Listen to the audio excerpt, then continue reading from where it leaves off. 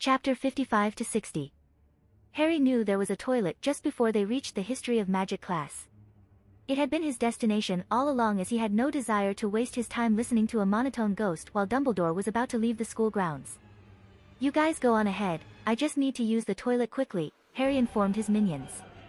Receiving a nod from them, he gave them a smile to further put them at ease and entered the boys' section of the toilet block. "Boppy," he called silently. With a pop, the best head elf a wizard could ask for appeared in front of him. After a click of his fingers, Boppy now looked like a tall 11-year-old, with piercing green eyes and short, neat black hair. The boy had an aristocratic air, and his features were on par with male models. Boppy was the spitting image of what Harry looked like, right down to his clothing and bearing. Boppy was well versed in filling in for his master, as he had perfected the role of a body double over the years.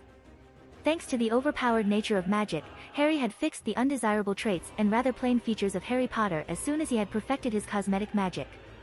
Now he was a perfect example of a pretty boy, albeit as manly as a child could look. The messy Potter hair had been easy to fix when you actually knew how to use magic. There were all sorts of magic potions and hair-growing spells on the market in the wizarding world, but the Potter males couldn't work out how to comb their messy hair. After Harry was finished admiring Boppy's transformation, he handed over his book bag. "You know what to do, Boppy. After class, separate yourself from everyone and swap out with me from the room of requirement." "Yes, master. The men are in place and waiting for you." "Good stuff, Boppy. Please pop me over." Seconds later, Harry arrived in a room on the 3rd floor, just down the hall from where the gargoyle concealed the staircase to the headmaster's office. Surrounding him were 10 menacing figures in black hooded robes wearing Death Eater masks. Ignoring them, Harry pulled out the Marauder's map to check Dumbledore's position in the castle. The old git was pacing around his office before going over to the side of the room and disappearing. He was hoping that Phoenix travel was reserved for emergencies. Since the map did not accurately show the interior of a room, Harry could only assume that the Dark Lord had either entered a secret chamber or used the FLA network to head to the Ministry. Banking on the latter, Harry finally addressed the 10 evil-looking figures in the room. "Okay men, Dumbledore seems to have left. But just in case, be ready to pop out at the first sign he is still there, and don't forget to take me with you. Just like we planned, go in and freeze the paintings, then collect the ashes of the bird when I kill it. Let's move." Harry ordered his loyal house elves disguised as Death Eaters. Dumbledore was going to be very confused when he returned the portraits back to normal and questioned them about what happened. After wearing a mask just in case Dumbledore had some method to see through illusions in his office, Harry made himself look like Voldemort. He was even using Voldemort's wand. Even though he might find out the perpetrator's actual size, hopefully, his alibi of being in History of Magic will make the Dark Lord suspect Voldemort had possessed another child instead of him. Or confuse him completely, wondering why a blood supremacist Voldchild would raid his office with a bunch of house elves. Either way, he led his men down the hall to the gargoyle and started to go through all the known passwords involving candy. Acid Pops. Fizzing Whizbee. Sherbet Lemon. Toffee Eclairs. Cockroach Clusters. Iced Mice. Finally, he struck pay dirt, and the gargoyle stepped aside to let them enter the circular stairwell. A quick check of his magical map informed Harry that Dumbledore had yet to return to his office, and he gave the go-ahead to his men. Following them up the stairs, he was surprised when he found the oaken double doors at the top open without force. Did Dumbledore place all of his trust in the gargoyle to protect his office? Not even a locking charm to prevent students from intruding? This thought on Dumbledore's arrogance was quickly disregarded as voices from the portraits called out in alarm and then anger. Before they could do more than shout about intruders, they were hit with spells that froze them in their frames. Harry had made sure his elves were waving sticks around so as not to make Dumbledore go DEFCON 1 with reports of powerful Death Eaters using wandless magic. It was bad enough just pissing him off by taking his Firebird and robbing him, let alone him activating all his trump cards in preparation against Voldemort training powerful lackeys capable of wandless magic. Let's face it, Dumbledore thought so little of Death Eaters that he was comfortable enough with letting the majority roam free after the war. You can bet your last dollar that if he actually thought they were a threat, he would have had all their souls sucked out quicker than a THOT asking for financial support. Since the elves had to keep up the illusion of being wizards, they were unable to just teleport around and take out all the paintings before they could make a noise. This had the unfortunate side effect of waking up the lazy bird Fox from his slumber, where he rested on his perch. Luckily, Dumbledore liked to show off and had the bird's perch positioned so you could see its glory as soon as you entered his office. While it was quite the power move to have his mythical familiar on display for all visitors to see, it also made it easy to aim at. Before Fawkes could do more than look around and squawk in confusion, Harry had already mentally summoned all the hate he had for Dumbledore limiting his life and was ready to unleash it in a spell. Avada Kedavra! Harry shouted in the voice of Tom Riddle. The jet of green light flew from the end of Voldemort's bone wand and struck the bird before it could even think about flaming away. Fawkes let out a cry of distress before bursting into flames and turning into a pile of dust. Seconds later, the 23 portraits of past headmasters had been neutralized, and one of the elves disguised as a Death Eater ran over to the dust pile formerly known as Fawkes. He pulled out a miniature cage from a pouch on his belt, before clicking his fingers at it to enlarge it big enough to house an angry full-grown phoenix. The loyal minion that was renowned for cleaning then scooped the ashes into it and locked the cage door before it could reform and flame away. The elves were thoroughly briefed on what to do in this raid and quickly went about scanning for any magical recording spells or traps. Getting the all clear a few minutes later, the house elf holding the hopefully inescapable cage popped away. He reappeared moments later without the cage but accompanied by scores of eager little looters equipped with magically expanded trunks. It was then a flurry of activity as house elves started teleporting everywhere and stealing anything not nailed down. Dumbledore's office was emptying at an unbelievable rate as Harry's magical servants did what they had been trained for since he recruited them. Looting enemy bases for everything of value and cleaning up any trace that they were there. A couple of minutes later, all that was left in the headmaster's office was the portraits stuck to the walls. Harry had thought about taking them also but wanted them to tell Dumbledore what happened. Having a clear enemy would hopefully point him away from himself and keep him free from Dumbledore's machinations for a while. Then again, it also had the potential to speed up Dumbledore's designs for him and make the old coot act brashly. Either way, Harry had a few contingency plans ready, and thanks to his earlier work with the Minister, an easy way to turn people against the leader of the light should he need to. The industrious house elves had stopped briefly after sweeping clean the most ostentatious room in Hogwarts and then made a beeline for the doorway leading to what could only be the personal bedroom reserved for headmasters. From the way the Dark Lord liked to dress, having all his flashy robes stolen may be more hurtful to him than anything else taken. There was, however, one piece of flashy material that Harry had his elves keep an eye out for specifically. There was no guarantee that Dumbledore would hand over the invisible cloak that was a Potter heirloom after how Harry had changed the plot. Hell, he was not even sure if he would get the original Deathly Hallow to start with or just a standard cloak of invisibility. It was already an indication of just how truly evil Albus Too Many Names was when he gifted Harry his own cloak back to him for Christmas. One that he even admitted he took from James Potter while he was being hunted by Voldemort. The balls on Dumbledore to do all this and then blatantly admit it revealed the man's arrogance. Harry was hoping that this confidence in his superiority would also make the old bastard hold off any direct assault. If it didn't, well, then the law was on Harry's side and he had an army of bloodthirsty ninjas to protect him. Honestly, this was the most fun Harry had in years and part of the reason he didn't just off Dumbledore in an ambush. While he waited, Harry didn't forget to mark the roof of the office with a variation of the Morse Mordra spell just for added effect. Not even 10 minutes had passed from the time the gargoyle had stepped aside until Dippy appeared before him and confirmed the completion of the mission. "Master, everything has been taken, and we secured both the talking hat and the shiny cloak," the leader of this incursion said while kneeling before him. "Good work, Dippy. You made sure to keep them in separate secret dump sites in case the old fool can find them?" "Of course, Master. Every elf made their own hidden place for their loot, and the hat and cloak got their own place. We even heavily trapped them in case the evil wizard finds them," the little minion proudly replied. "Good. Good. Okay, have someone pop me over to the room of hidden things and continue as planned." When Harry suddenly found himself in the room of requirement, he couldn't help but laugh. Dumbledore was going to be mad. Albus Percival Wulfric Brian Dumbledore was not pleased. When he had arrived at the Ministry of Magic and asked to see Peter, he was rebuffed. He needed to find out how the rat had fought off the compulsions and abandoned his hiding place amongst the Weasleys, but had been met with refusal and suspicious stares. A quick scan of the less than mediocre aurors mind blocking his way revealed that Rita Skeeter had once again ruined his plans. That blasted woman was really starting to get on his nerves. Maybe it was time to release her deepest secret and pack her off to Azkaban for being an unregistered animagus. Since he had now inadvertently turned himself into a suspect, he could only play it off as shock at discovering that the hero awarded with the Order of Merlin was still alive. Forgive me if I overstepped, my boy. I forgot myself due to the shock of finding the man I thought dead, was instead alive. Are we sure that he is not an imposter? Dumbledore asked, trying to limit the repercussions of his blunder. The aurors noticeably relaxed at the excuse.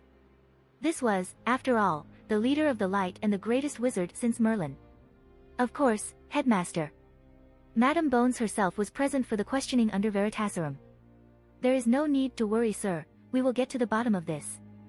Reassured one of the bumbling magical police officers guarding Pettigrew's cell.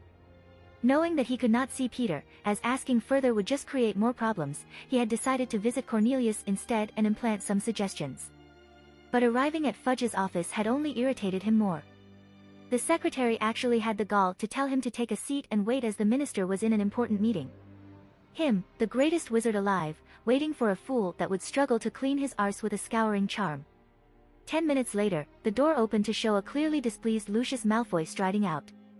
With only a sneer thrown at Dumbledore, the imperious Death Eater continued on his way. Fudge could only groan when he saw Dumbledore walk into his office. He had just dealt with one problem, and now he was sure another had just stepped into his office. Cornelius, I hear there have been some exciting developments. Yes, quite. Skeeter has really made a mess of things by releasing her story before she had even delivered Pettigrew. She will make the ministry look like fools. Can you imagine what everyone will say about us for awarding a criminal the Order of Merlin posthumously while the man was still alive? Lamented Fudge. Yes, I came as soon as I read the Daily Prophet. I had to come personally to verify the outlandish claims. Has Sirius Black been released yet? For a man everyone thought was an idiot, Cornelius Fudge had a certain amount of low cunning. He had just reluctantly fended of Lucius considerably large bribes for Sirius Black to have an accident, and now here Albus was asking about the same man a little too eagerly. Amelia herself went to get him. Thanks to Skeeter's article, if anything happens to the man, there will be hell to pay from the purebloods. A lord sentenced without a trial and mysteriously died when found innocent? I would be lucky to survive the week as minister. Indeed, the poor man has not been treated well. I was wondering if I could have some time alone with him since we were quite close during the war. I wish to apologize for thinking him guilty. Dumbledore said sadly, he certainly was a masterful actor. I'm afraid it is out of my hands, old boy. Amelia wouldn't even let me see him once she was done, something about not tampering with the suspect or some such. A scandal is the last thing we need. Fudge had read the paper this morning, and even he could see that Skeeter painted Dumbledore, Crouch and his predecessor in a not-so-generous light. If it had been before today, Fudge would have been jumping to have Dumbledore owe him a favor, especially after not being able to accept Malfoy's galleons. But now he was trying to distance himself as much as possible from the Hogwarts headmaster. He had seen the way the wind was blowing and planned to shove all the responsibility for this monumental blunder onto the previous administration. He could even increase his approval rating for clearing Black and making himself out to be a champion of justice by throwing Millicent Bagnold into his old cell. The ministry had to be seen to be doing something after all. A pity, said Dumbledore, it would boost poor Sirius' spirits to know he had people on his side. I'm sure Amelia will make sure he catches up on current affairs and inform him the public was outraged to hear of his unfair incarceration. If that is all, Dumbledore, I really must get back to work. Pettigrew has caused the ministry a lot of problems. As Dumbledore abruptly had his request denied and then was dismissed, it had only added to his rage. If he had not had a firm grip on his emotions thanks to a clemency, he was sure he would have slapped the blundering idiot that called himself the Minister of Magic. But he was soon to find out that his failed foray to the mom was the least of his worries. As he used the Floo network to travel back to his office, he was met with a frantic McGonagall. Headmaster, thank Merlin, she cried out in relief after recognizing the unexpected intruder. She had even raised her wand in her fright. There has been an incident. What's happened, Minerva? He could only ask anxiously, noticing the sudden lack of clutter that had once decorated his sanctum. Masked men were seen crashing out of a window on the 3rd floor near your office, only to fly away on brooms. I rushed here as soon as I was informed only to find them all gone. I'm afraid they have ransacked your office. Could they have been after the Sorting Hat? Dumbledore could feel his stomach drop from anxiety, and he couldn't help but call for his fast travel method after noticing his absence. Fawkes. Receiving no response, his anxiety grew into dread, and his face lost all color. He had to physically restrain himself from hiking up his colorful robes and running to his private room to see if they had also stolen one of the famed Deathly Hallows. As it was, he was still striding too fast, forcing McGonagall to half-jog to keep up. Opening the door to his personal suite, he found it just as bare as his office. More so considering that there were not even portraits left to decorate the now totally empty room, not even the furniture was spared. Seeing Dumbledore stopped in the doorway, McGonagall peered over the now fuming man's shoulder and could only unhelpfully mutter, "Oh, dear." It took all of Albus' considerable control not to backhand the woman for stating the obvious. He would rather face this disaster alone than have someone offer up empty platitudes since there was literally nothing anyone could say to help. "What did the portrait say, Minerva?" He spoke as calmly as he could, yet unable to keep the bite out of the question. "I have yet to ask them as I had only arrived a couple of minutes before you flood in. I was afraid to try a counterspell lest I damage the painting and lose a valuable Hogwarts artifact." She replied as diplomatically as she could, understanding that the old man was upset. Taking a deep breath to restrain his anger and help his mental shields reassert themselves, he responded with, "Indeed, then let us remedy that problem first and learn what has transpired."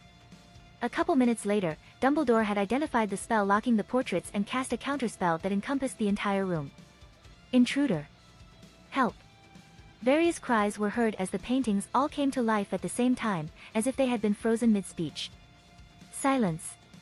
called Dumbledore to settle the lifelike paintings down so he could figure out what the hell had happened. They were justifiably upset since, in all of Hogwarts history, there had never been such a blatant breach of security and thievery as what happened here today. Seeing them gather themselves and realize there was no longer intruders, Dumbledore addressed one of his predecessors that he trusted and had died recently. Armando Dippet would have been the best choice as he had been the headmaster during Tom Riddle's schooling, but he had yet to die and take up residence in his magical portrait. Phineas Nigellus Black was the next headmaster in line and would be the most informed on recent goings-on, but Dumbledore preferred to deal with the man as little as possible since he was often critical of Dumbledore's so-called plans. So even though he had a portrait in the Black Townhouse during the Second Wizarding War and was privy to information about Voldemort's crusade, he was not asked. And there was no way Phineas, a Slytherin, was going to supply any information unless requested by Dumbledore since the man had destroyed both his Hogwarts house and family's reputation in his crusade against the dark. It wasn't a coincidence that everyone knew that Voldemort came from Slytherin, yet didn't even know his real identity. Dumbledore was a master of propaganda and could have destroyed Tom's pure-blood support by outing him, but that would ruin the whole purpose of creating Voldemort in the first place. That left asking Brutus Scrimgeour, the headmaster before Black. "Brutus, what happened here?" "Albus, you would not believe it. A bunch of violent upstarts in masks barged in and started attacking us. They even used the killing curse on your phoenix. Call the aurors, this cannot go unpunished," yelled Brutus Scrimgeour. "Masks? Describe them clearly, was there any that stood out or you recognized?" Dumbledore asked. "Now that I think about it, they seemed awfully similar to those Death Eaters you told us about. And the only one that was unmasked looked like he survived a failed ritual, the man didn't even have a nose," responded the deceased headmaster. Since everyone had died before Voldemort had formed his band of merry criminals and had waged war against the Ministry, the only information the portraits had on the subject was what Dumbledore had told them. They only had the bare bones of the war as Albus was not going to create a security breach by sharing all of his secrets. All it would take was one of them to share the information with another portrait, and then the whole castle would know his plans. Not to mention that when he died, they would be free to reveal all of his secrets to the next headmaster. Upon hearing that the leader had no nose, Dumbledore was shocked to his core. It was too early for Tom to have resurrected, he hadn't even made an attempt on the Philosopher's Stone yet. Is that why Quirrell never showed up? Did they change their plans? He thought to himself. Dumbledore was well aware that Quirrell was an agent for Voldemort. How do you think Riddle learned of the Philosopher's Stone in the first place? Dumbledore wasn't stupid enough to publicly announce that he was keeping one of the most sought-after artifacts in his school, that would have everyone trying to invade, not just Riddle. That sudden realization made the acclaimed second coming of Merlin incredibly anxious. Without a word, he rushed from the barren room to investigate the place that he had publicly announced hid something of value. His destination was the third-floor corridor on the right-hand side, just down the hall from the stairwell leading to his office. Getting past the protections was a simple matter to Dumbledore. They had been designed to test a first-year child, not a Dark Lord. It was even easier when you knew what each floor's challenge was and how to defeat or bypass it. Arriving in the last room, he was dismayed to find the red glow of the magical stone gone from the pedestal that used to hold it. Dumbledore had placed the Philosopher's Stone on a pedestal until he could maneuver the Potter child to look into the mirror of Agaisnt and be further manipulated with tidbits about his parents. He had initially meant to do it over the Christmas break, but circumstances had changed his plans, and he had yet to get around to it. Still, there were multiple spells to alert him to anyone that made it past Fluffy, Hagrid's Cerberus. So how did they make it here without him knowing? Walking over to the pedestal, he found a crumpled ball of parchment that was obviously left to taunt him but may also reveal some clues in identifying the perpetrator. A detection spell exposed nothing untoward, so he opened it and started reading. Dear Albus, N no SS Stones D Dumbledore. J just writing to INFF form you that I, Quirinus Quirrell quit. Since there is no longer a reason to pretend, I guess I should stop stuttering now. Not that my fake stutter would transfer to my writing, but you seem to be dumb enough to trust Hagrid in retrieving the Philosopher's Stone, so who knows if you would believe it would or not.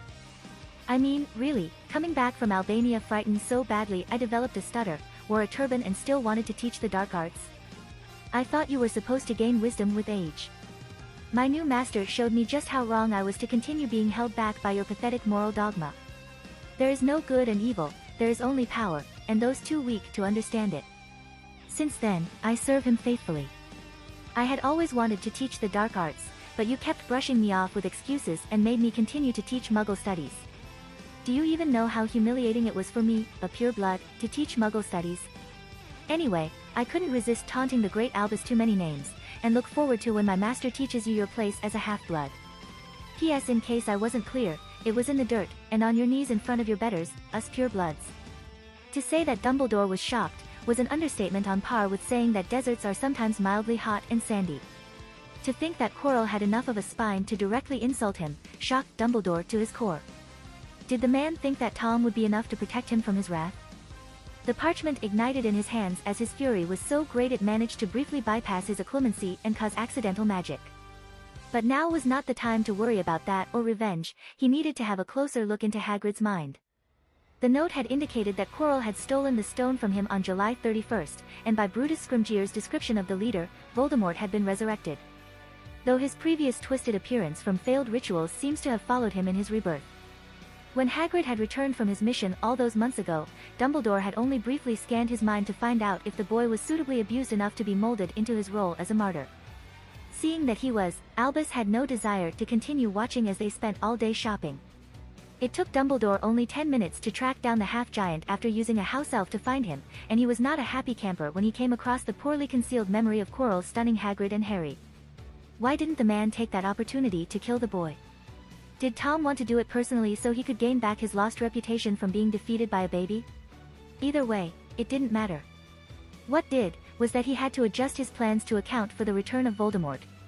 When he was nearly back to his office, he was met by Minerva escorting a contingent of aurors with Madame Bones herself leading them.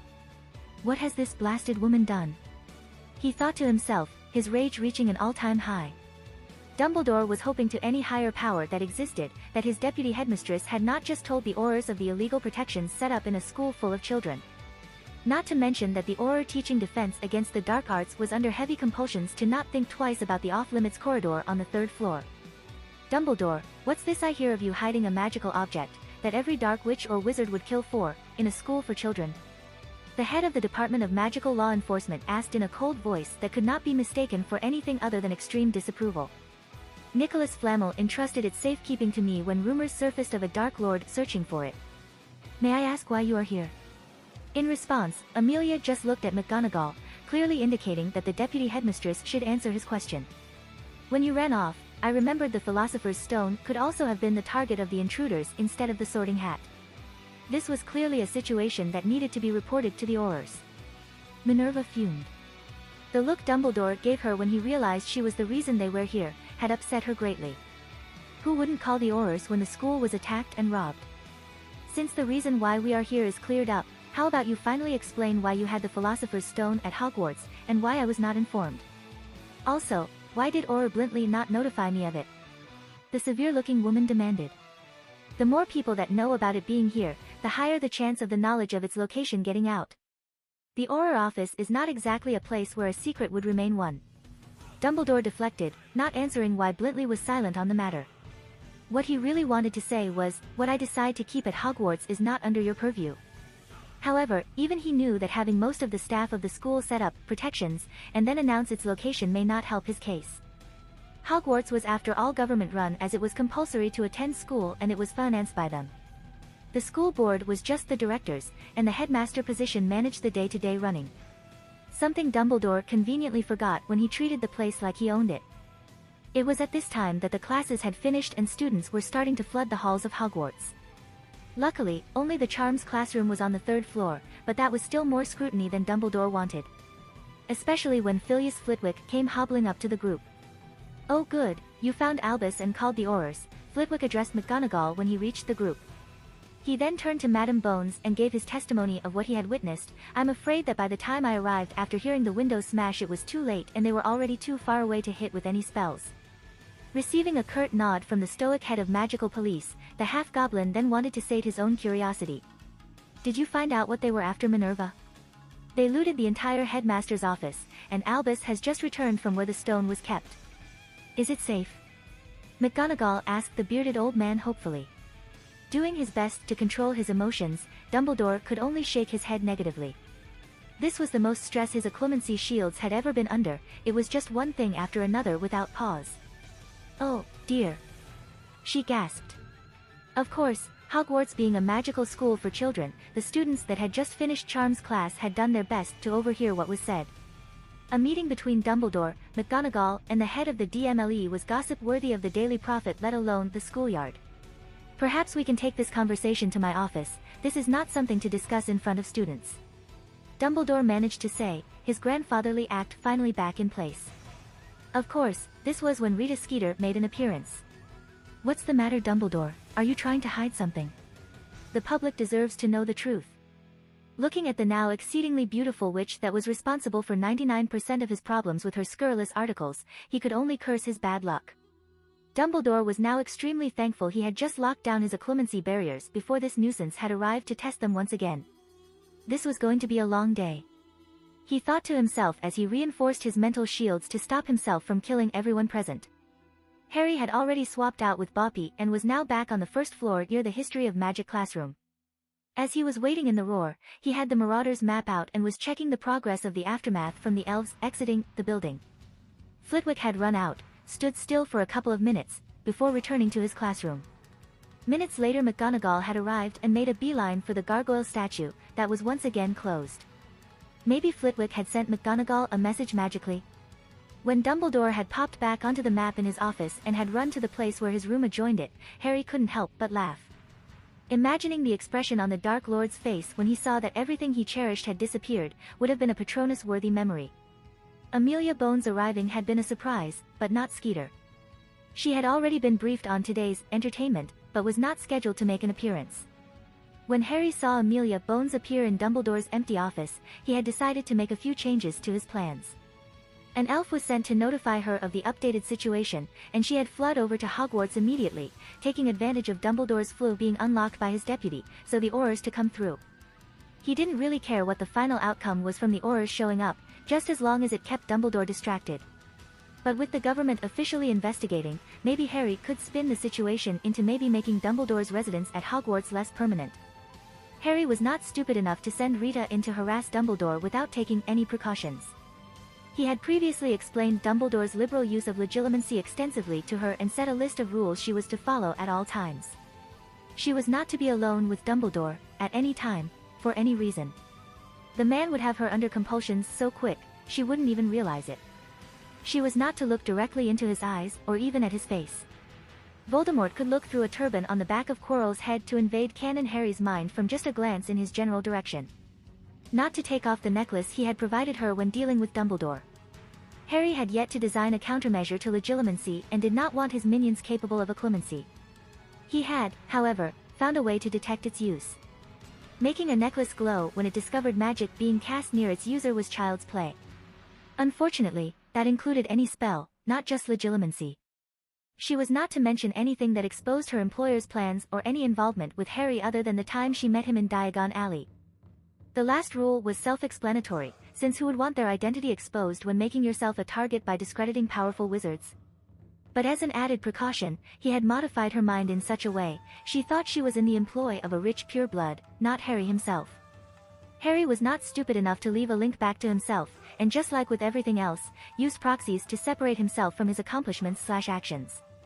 He couldn't afford to be exposed when he was dealing with excitable idiots that had command over reality-bending magic. There were plenty of examples where wizards had overcome stupidity to be extremely dangerous. It was the equivalent to being surprised when the cops showed up to arrest you for breaking into a house without gloves, cutting yourself on the window as you entered, spitting everywhere for fun, and then writing, "Harry was here," on the wall. Rita Skeeter was not exactly stupid, short-sighted maybe, but not stupid outside of typical wizard idiocy. When an elf popped into existence before her, telling her to get to Hogwarts and to remember the rules for dealing with Dumbledore, she had taken it very seriously. Of course, this may have had something to do with her reprogramming. Skeeter appeared in an empty room, and could only marvel at the audacity of her employer at robbing the most powerful wizard in the world. Not even he who must not be named was willing to attempt such a feat. She quickly made her way down the spiral staircase, the gargoyle at the bottom moving aside once she was close enough, much like an automatic door. Noticing the flamboyantly dressed headmaster and the easily recognizable red robes of the aurors down the hall, she went over to join them and get her latest scoop. She was once again extremely grateful to her mysterious employer as he had catapulted her into a level of fame and fortune she had only dreamt of before. Not to mention she was now beautiful and continuously featured in which weekly magazine. This was just another opportunity to increase her reputation. And if her benefactor's plans came to fruition, a lady of a noble and most ancient house in the not-so-distant future. But it was best not to get ahead of herself, she had a job to do, and a powerful wizard to dethrone. Hearing Dumbledore trying to make their conversation less public, she congratulated herself on her timing, especially when she noticed the crowd of students attempting to look inconspicuous while still trying their best to overhear what was being said. "What's the matter, Dumbledore? Are you trying to hide something? The public deserves to know the truth," she shouted out, taking great pleasure in the audible groan from the aurors. Rita Skeeter had made them look like idiots to the entirety of magical Britain, and they had all been ordered to be on their best behavior when dealing with her. Madame Bones herself took point in addressing Rita's presence, totally oblivious that she was repeating a question recently aimed at herself for appearing at Hogwarts unannounced. "May I ask why you are here, Miss Skeeter? This is an official investigation, and you are interfering with it. Is it illegal for an investigative journalist to visit a government-provided institution? One that enforces mandatory attendance for every magical child and then suddenly demands the attention of the head of the DMLE herself? Are you trying to cover up more corruption in the Ministry of Magic or just kidnap more children to steal their inheritance?" Skeeter deflected loudly. Amelia Bones just stared back at her with her signature frosty look. Technically she could have Skeeter arrested or escorted off the premises, as no one could just rock up to a children's school uninvited. There would be too many cases of what Skeeter had implied. Or worse. But since Skeeter was already here and would print the story no matter what, it was better to keep her around and on a leash. Merlin forbid if the woman ran off to ruin what remained of the auror's reputation to her many followers. "You can stay, but you print nothing on this story without my say-so, as it could possibly destroy our efforts to catch those responsible. Otherwise, you will be detained and questioned about how you managed to respond nearly as quickly as we did to an emergency call," Amelia stated, knowing the gossipmonger would agree. The carrot and stick method worked every time, and offering a journalist an exclusive opportunity on what would be a huge story was too good to resist. Also, Amelia didn't like how shifty Dumbledore was being, and having Rita along would hopefully unnerve the man enough to expose something. Of course, Madame Bones. The Daily Prophet would never break the law just to get a story. "I will submit my article to you for approval before we run it, we only want the best for the community, after all," Rita said, her words seemingly dripping with honey. "I don't think it wise to have Miss Skeeter present for such an important matter, do you, Amelia? Her poisoned quill is not exactly known to report only the truth." Dumbles tried to interject. Bones turned her cold look back to Dumbledore and was pleased her earlier thoughts seemed to already be bearing fruit. "Surely you would want as much exposure to this burglary as possible, Dumbledore? If the community is on the lookout for anyone selling your, let's say, exotic robes, then we may catch them even quicker." Seeing Dumbledore's left eye, visibly spasm, was the most flustered Amelia had ever seen the powerful wizard. He must be really having a bad day. She, like the rest of the wizarding world, had grown up with many stories of Dumbledore's greatness, but her job had quickly revealed the man wasn't perfect. Many laws the leader of the light and his supporters passed in the Wisengamot caused her department untold frustration. It had quickly disabused her of the hero worship that had been ingrained in her since childhood. "Oh, Amelia still thought he was the most powerful wizard since Merlin, she just didn't look at the man with googly eyes like many of her new recruits did. The young rookie, call me Tonks, being only the latest example. Come along, Dumbledore, let's head back to what's left of your office. You can write a list of everything that was stolen from Hogwarts. Other than the famous magical artifact that can turn worthless metal into gold and grant immortality, of course. Bones said sardonically. Hearing this juicy piece of information already had Rita Skeeter smiling like a cat that had caught the canary, and her quill flashed across the magically hovering parchment, creating damning lines of text. When they had all arrived back in the empty office that was now only decorated with 20 or so portraits, Amelia set Dumbledore to itemizing what was stolen. Meanwhile, she listened to what the magical paintings had to say about what they witnessed. While none of it would be able to be used in court, it would still help in identifying the perpetrators and building a case against them.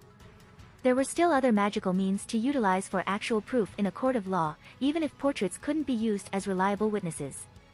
Bones wasn't liking what she was hearing from the 2D observers and was quite confident that neither would fudge. The man was terrified of anything Death Eater related and would most likely deny any involvement of them out of hand. So you are saying that the leader's face was mutilated and that he used an unforgivable to kill Dumbledore's phoenix?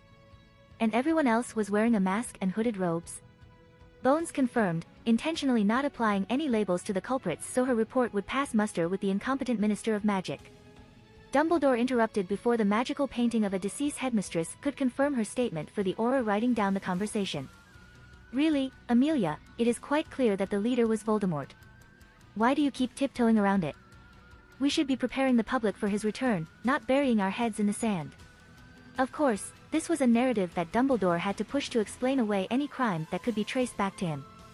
Just like how Sirius Black being labeled Voldemort's right-hand man was enough to jail him without evidence, Albus was hoping any inaccuracies would be attributed to Voldemort. Like the fact that Auror Blintley was teaching at Hogwarts and didn't know anything about the third-floor corridor that was off-limits. He had obviously been obliviated by Voldemort and then had compulsions put on him to go back to class and not interfere with the robbery. Who was going to prove otherwise? Compulsions didn't have a name tag for who cast them, and magic didn't have a signature. If it did, there would be no such thing as false imprisonment, since each spell cast would be like a fingerprint, easily identifiable and unique to one person only. The aurors could only check a wand for the last few spells it had been used to cast, not who had used it. A prime example of this would be when Barty Jr. used Harry's wand to cast the dark mark above the Quidditch World Cup. While Rita continued to furiously fill up sheets of parchment with news that would shock the magical community, Professor Blintley was brought in to give his statement. What followed was pretty much the Voldemort defense from Dumbledore, while Amelia could only look at him with impotent fury. She knew Dumbledore was guilty, but it would be hard to prove anything. Any baseless claims would only have Dumbledore's many supporters denouncing her and shouting for her to step down as the head of the DMLE. Looking over at Rita Skeeter sporting a wicked smile made Madame Bones quite thankful she had not sent the reporter away. For once, and she couldn't believe she was thinking it, Amelia was glad the woman was going to be reporting on an Auror investigation. Not only would she solely be able to print what Amelia let her, but she would also take the flak for her inevitable character assassination of the Leader of Light. If the Auror department couldn't see justice done for Auror Blintley, then at least he will get the next best thing. The small irritating smirk on Dumbledore's face was soon wiped off, however, when Skeeter asked McGonagall on the protections put in place to defend the Philosopher's Stone. I'm afraid that those involved were only allowed to have knowledge of their own defenses. We were each given a floor to protect so that we would not know the entire security system in place to protect the stone. The deputy headmistress admitted. Seeing Dumbledore's face lose its smile, Amelia couldn't help but internally thank the vicious woman whose articles had caused her endless headaches lately. It was time to investigate how the most sought-after artifact in the world was protected in a children's school. Surely the students wouldn't be in any danger from accidentally entering, as all it would take was an age line over the entrance to stop them. Thankfully, Harry didn't have to worry too much about Dumbledore attacking him on his last night of school, since there had been extra aurors called in to dismantle the illegal traps set up at Hogwarts. They had also stayed throughout the night to secure evidence and make sure Dumbledore didn't return to the castle to intervene in their investigation into him. He had been quite firmly asked to vacate Hogwarts by Madame Bones while her team investigated his involvement, as well as that of the school staff, for allowing a simple locking spell to stand between students and a man-eating guard dog with 3 heads. In her words, it was criminally negligent. Her ire only intensified when she spoke to her niece about it and was regaled with gossip about the many attempts of students to investigate where they were explicitly told not to go unless they wanted to die a terrible death. Still, Harry had taken extra precautions as a cornered animal was usually more dangerous, and Dumbles was entering into unknown territory concerning his behavior. But with his elf guard and magical precautions, he had slept easier. Of course, since he was leaving today, he had dismantled all of his defense systems against Dumbledore and ambient mana. No need to leave behind evidence of his advanced knowledge. Although Harry had wanted to preserve the timeline as much as possible so he had a rough idea of what would happen, he wasn't going to risk his life over it. Not to mention that the important thing about knowing the future was to milk it for benefits, not just watch it happen from a safe distance. As everyone was eating breakfast in the Great Hall before they would catch the train back to London, a flurry of owls once again made an entrance, carrying the newest edition of the Daily Prophet. Lilith, his pure white snowy owl, was no exception and was rewarded for her hard work with tasty bacon. Dumbledore risks curious children over artifact. Philosopher's Stone stolen by unidentified thieves. Headmaster gambles with lives, literally loses robes off his back. Does Dumbledore have too many jobs? Future generation not a priority for Dumbledore. Hogwarts professor under compulsions, who is to blame? Harry was impressed with page after page of articles and headlines criticizing Dumbledore's ability to perform his headmaster duties competently. Even McGonagall's excessive workload and failures were used against the man. The many duties foisted onto her by Albus hindered McGonagall from adequately performing her responsibilities as the head of Gryffindor. The typical tasks she had to take care of as deputy headmaster, like day-to-day running of Hogwarts, were mostly within the job description of the headmaster. Albus Dumbledore liked to always use his heavy workload as an excuse to run away from discussions demanding answers to difficult questions. But it soon came to light that he had actually delegated most of his headmaster responsibilities to McGonagall. When pressed for what he actually did all day in his office, he couldn't even supply a direct answer, merely using his usual method of deflection. In fact, after Madame Bones saw the Bullsh *T involved with the Philosopher's Stone, she had ordered a full audit of the school to add other misdemeanors and charges to the smug bastard that constantly tied the hands of the Auror department. Soon, everything from Neville's broom nearly killing him, to Professor Sybil Trelawney being drunk on the job and continuously telling students they were going to die, was listed in an official report. Snape escaped by the skin of his teeth for his previous lousy teaching, thanks to turning over a new leaf, but was still on the hook for creating a deadly potion quiz for Dumbledore. Of course, Amelia was more than happy to give the teachers involved in creating the traps guarding the stone a break if they testified that the headmaster ordered them to do it. She wanted to strike a blow at Dumbledore in revenge for not just Blintley, but for the ridiculous laws he had passed that the Aurors had to enforce. Not to mention that the self-proclaimed pacifist was mainly responsible for Fudge defunding their department and appropriating the funds for undisclosed reasons. Honestly, who fights a war with stunners against terrorists using lethal spells? She didn't have enough to send the man to jail since his many supporters and hugely protective reputation would sway a vote, but she could at least take away his position as headmaster. The school board was ultimately under the purview of the ministry, after all. When Rita came to gain permission to print her numerous articles to go out with the morning paper, Amelia had added a few of her own thoughts on the matter. Skeeter was only too happy to comply as it gave her a credible source in the Aurors to quote and didn't care about taking the heat from the old Bast *RD's followers. Rita had wanted to add in the story about the sorting hat, but her employer ordered her to hold off. Harry was worried that it might make everyone more paranoid and make it harder to take advantage of, not that he told his reasons to Rita. Either way, Dumbledore would need to do some incredibly fancy footwork to escape the purebloods suing him for endangering their science, let alone keeping his other positions and titles. Especially since Pettigrew's trial was today and Sirius Black would be making an appearance to be officially exonerated. While Harry would be riding the train home, magical Britain would be exploding with the news that Hagrid had been the one to carry off baby Harry Potter and deliver him to the magic-hating muggles. Dumbledore was buggered, and not in the way he enjoyed, like when Gellert Grindelwald was involved. Harry smiled as the dining hall was rife with loud arguments and cries of disbelief at the headmaster's predicament. It was hard for them to reconcile the image of their hero with the incompetent man portrayed in the newspaper. They had never even thought about the chance of dying when they investigated the third floor. Just as breakfast was nearly finished, a second wave of owls flew in, heading to their respective targets. These were from concerned parents questioning why their children had not informed them of the third-floor corridor that promised a grisly death or the burglary that had taken place yesterday. There were even a few howlers from oblivious parents that liked to air their dirty laundry in public, the Weasleys being a prime example of this. This caused many children to suddenly want to stay at Hogwarts for Christmas. Harry was unsure if Dumbledore was behind the information blackout of Hogwarts, as there had never been mention of the many disasters unfolding at the school in canon. Had it been like the calming aura he used at the sorting? Or something much more sinister? A giant 1,000-year-old basilisk petrifying students should have dominated headlines. Not to mention unicorns dying, giant spiders on school grounds and dementors nearly sucking out children's souls. In a way, Dumbledore owed Harry immensely for getting rid of Quirrell. Imagine if the troll incident had taken place or Voldemort was still running around under the turban of a teacher. Not to mention that Quirrell would have inevitably been killed by a student under Dumbledore's care. You would think that as the only person trying to convince the Ministry that Voldemort was back, he would have a lot of prime material to be used as evidence for his case instead of just throwing Potter under the bus. At the very least, he would be able to prove that there was an organization working towards bringing Voldemort back. For a man hailed as this generation's most powerful wizard, he never actually did anything. No matter if you thought he was a Dark Lord or not, there was not one case where he accomplished anything by himself. He always worked through proxies like children or vigilante groups, and they constantly suffered for it. Hagrid being just one example of a minion that dedicated himself to Dumbledore but was shafted at every turn. With all of Albus Manyname's political power, he couldn't even stop Hagrid from getting thrown in Azkaban with no evidence. Couldn't get him his wand back when the Chamber of Secrets was solved. At least this time, Hagrid would never have to face the threat of prison for receiving a dragon egg from Quirrell.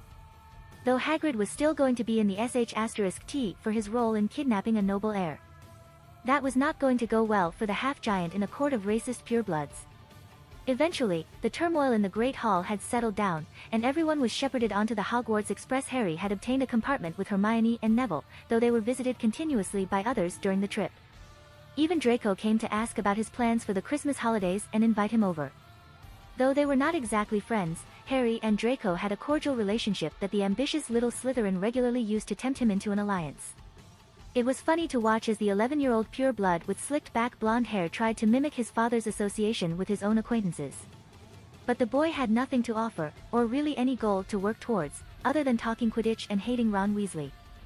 Harry was quite happy to give Draco ideas on the latter, and it had seen the red-headed gimp suffer quite a few embarrassing defeats and gain Draco a reputation boost amongst the snakes. This had raised Harry's stock with Draco immensely, and a respectful working relationship was formed between them. While Draco gave him tips on how to walk and talk like a pure-blood heir, Harry, in turn, gave advice to the mini-villain on how to not alienate himself from the majority of the students by calling people mudbloods. It took a bit to explain it to the stubborn boy, but pointing out how Harry had publicly destroyed Ronald, the twit, Weasley by associating him with blood superiority doctrine, and how the students had avoided the boy, it quickly had him come around. No one wanted to be a social leper. All in all, it had been a peaceful train ride back to London, and the hardest part of the trip was dodging invitations to visit people's homes over the break. Thankfully, he had the perfect excuse to give out to any who offered. Sorry, but with all of the drama going on with my godfather, I'm not sure what my schedule will be. I will be sure to write though, so send me a letter, and I will let you know what happens. Maybe next holiday. For all the stink Harry had kicked up about his terrible childhood, it was incredible to see just how quickly everyone forgot about it. He was not even updated on the promised investigation into his living arrangements by the DMLE or the minister. There had been nothing about the last will and testament of Lily and James Potter or missing payments to Potter-owned businesses. Then again, Harry had been expecting incompetence from the start, so he was not really surprised. In canon, the ministry had imprisoned innocent people to look busy, taken bribes, used corruption and nepotism in assigning high-ranking ministry positions, and given in to terrorist threats. They had even, much like Harry's former world's government, implemented stupid laws based on media hype. This combined into an administration that was quick to anger and cast blame, yet equally swift to forget injustices and sweep them under the carpet. But that was only if you didn't have the political power to rub their faces in it. Whereas the half-breed Hagrid could only be happy at being released from Azkaban, wizards with the right heritage could kick up a stink and force the Ministry of Magic to get their act together and ask for compensation. Much like what Harry had planned for Sirius Black. The speed at which the magical people of Britain forgot injustices had no one questioning where Harry Potter was going to live over the Christmas break. They just assumed he was going back to the Dursleys even though they had been outraged by their treatment of him. Much like canon, people either forgot about Harry's hard living conditions or thought someone else had done something about it. After all, the savior of the wizarding world couldn't be living in an abusive household. As soon as the train stopped, numerous magical children disembarked to hug the parents that they had been separated from for months. Harry, much like the original, skulked off unseen by those with families that loved them, moving through the exit to the Muggle side of King's Cross Station. Maybe it was the ambient manna of Hogwarts at work, or something more sinister from Dumbledore, that made them easily dismiss Harry after he assured people he was fine. Either way, after a quick farewell to his friends on the train and a promise to write, he was free to escape unnoticed. Finding the closest toilet, he called for Creature and popped over to the House of Black to prepare for Sirius' eventual arrival. Once finished there, Crystal's office was next.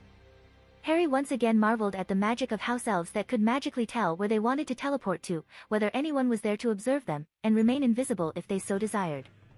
When Harry suddenly appeared in front of Crystal's desk, her surprise quickly turned into a squeal of happiness. "Chad, you're back." She quickly ran around the massive table filled with piles of paper to hug her child-sized boss. "Hey, Crystal, miss me?" he said from within her crushing embrace.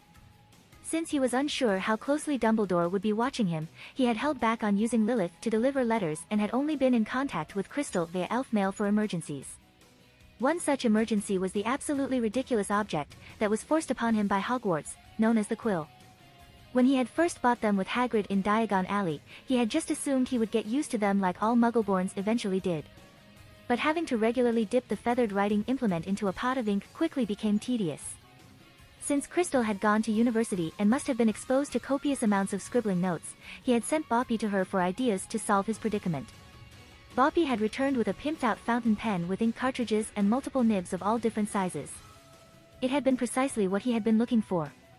With his newly learned calligraphy from Tom's memories, the sweeping cursive text looked awesome without having to use a feather and inkpot.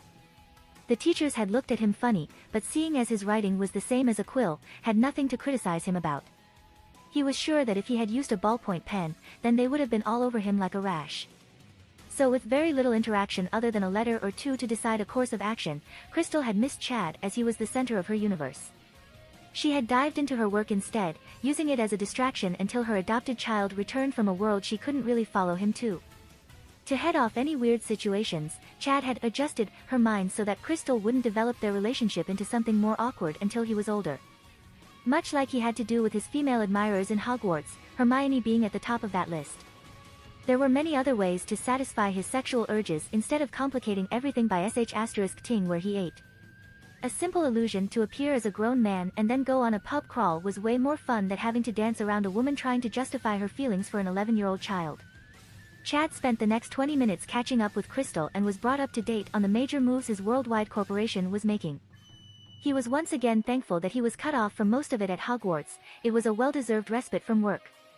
Promising Crystal that he would meet her tomorrow for breakfast, Chad teleported via elf over to his security firm HQ.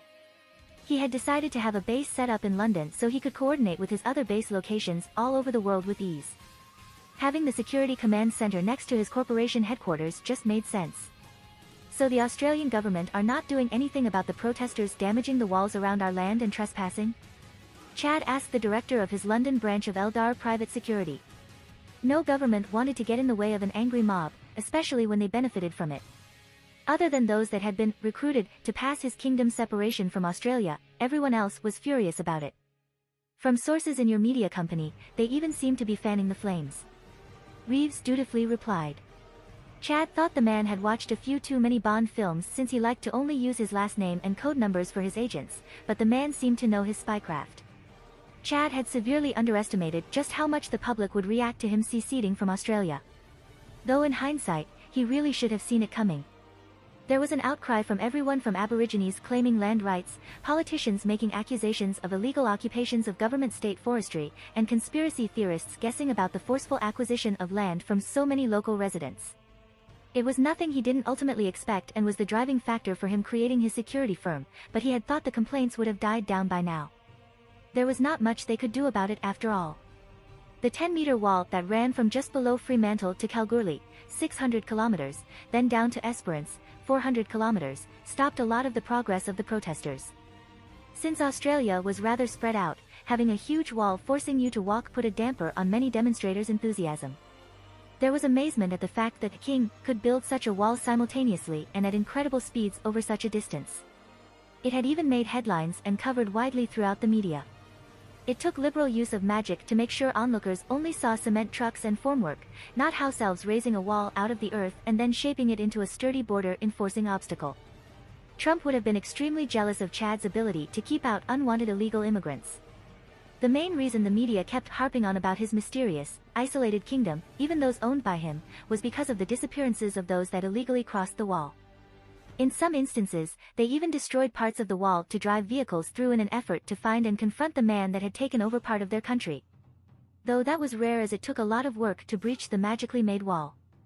Unfortunately for them, house elves thought of Chadtopia, a name he said jokingly but was now accepted by all house elves, as their paradise and dealt harshly with any invaders. Taking a page out of Tookie the Mesopotamian ink manager's book, they started up a camp for all those captured crossing the border.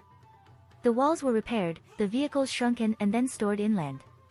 To any that investigated, it was as if they simply disappeared since the elves had even cleaned away any tracks or footprints. This was a throwback from what they were taught when mining, to leave the ground like they were never there in the first place. When Reeves had told him about the situation, at first, he could only lament about the overeagerness of house elves. But after thinking about it a little more, there was not much else they could really have done. There had been a couple of thousand people that had been separated by gender and then sent to different work camps to raise crops. It would have taken too many teams of wizards to obliviate any trespassers and then just send them back to do it all over again. Technically, Chadtopia was a separate country and was not subject to the authority of the Australian government and could claim all sorts of reasons to imprison the offenders. Trumped-up charges of espionage, terrorism, and even drug trafficking, since many had weed and alcohol on them, could be levied against them. In many Asian countries, Australia's neighbor Indonesia for example, these warranted the death penalty. In fact, this had been Reeves' defense since the Australian house elves reported to him when Chad was unavailable at Hogwarts, or they just didn't think it deserved his attention. It had been fun seeing the man's first reaction to the hyper-little magical creatures, but Chad had made the retired MI6 agent loyal to his cause, so he was not afraid Reeves would run off and tell anyone.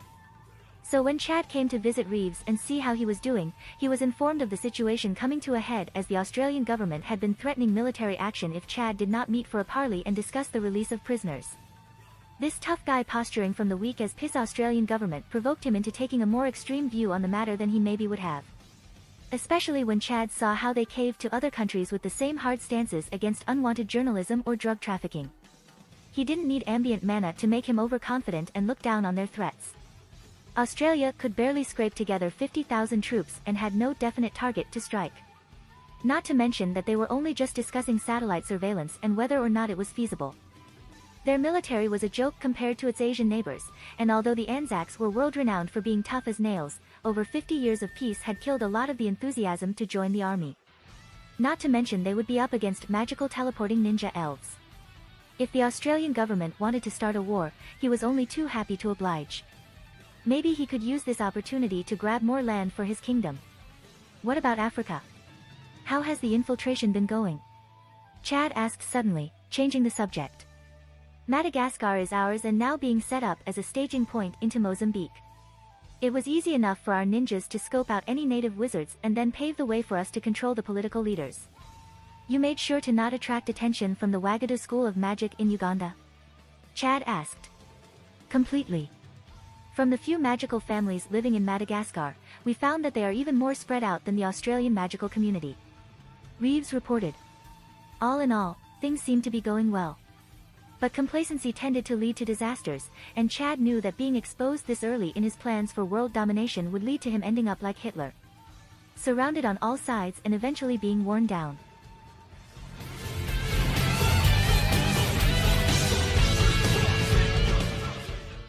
If you like this content, don't forget to like and subscribe. See you later, bye bye.